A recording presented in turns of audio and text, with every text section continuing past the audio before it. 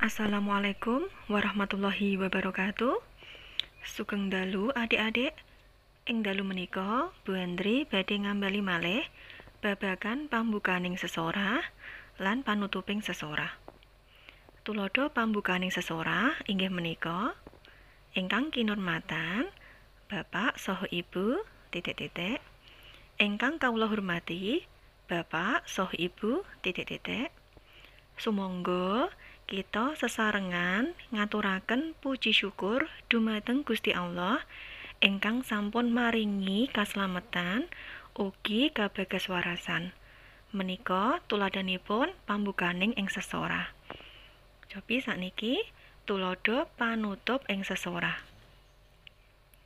Punika ingkang saged kula aturaken, mugi-mugi wonten mun pangatipun. Cekap semanten atur kawula, mbok bilih wonten klenta-klentunipun atur kawula nyuwun agunging samudra pangaksami.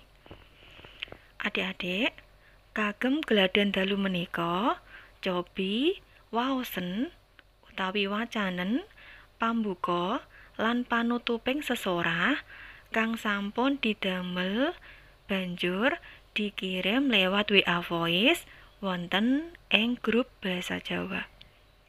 Cekap semanten, sugeng dalu, sugeng makarya. Wassalamualaikum warahmatullahi wabarakatuh.